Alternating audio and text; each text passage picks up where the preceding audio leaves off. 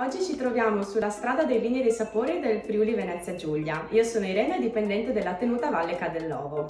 Oggi ci troviamo appunto alla tenuta Valle Cadellovo, che nasce come valle da pesca e segue la tradizione già da circa 50 anni. Al momento abbiamo anche, oltre alle attività di pesca sportiva, svolgiamo anche attività di ricettività. Ci troviamo appunto ora nella sala colazioni dell'Agriturismo Valle Cadellovo, che dispone di 2 camere e una suite. Strettamente collegata alla suite c'è anche la spa, che è stata ricavata dalla vecchia stalla dove c'erano vacche e cavalli.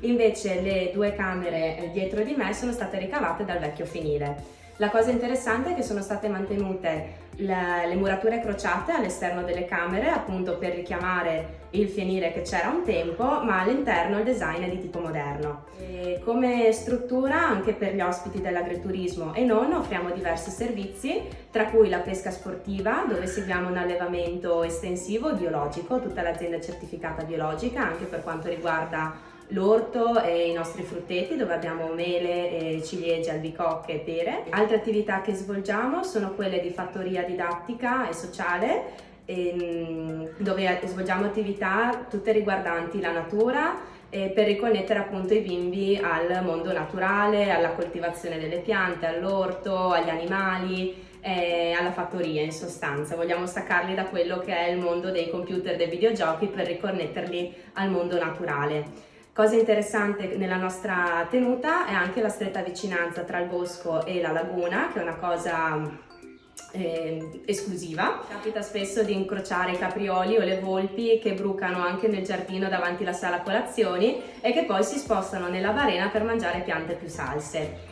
Altri servizi che offriamo sono anche i tour in bicicletta in collaborazione con il progetto In Bici in Friuli, dove abbiamo dei percorsi prestabiliti lungo tutta la bassa riviera friulana per presentare sia il nostro territorio che anche le aziende locali.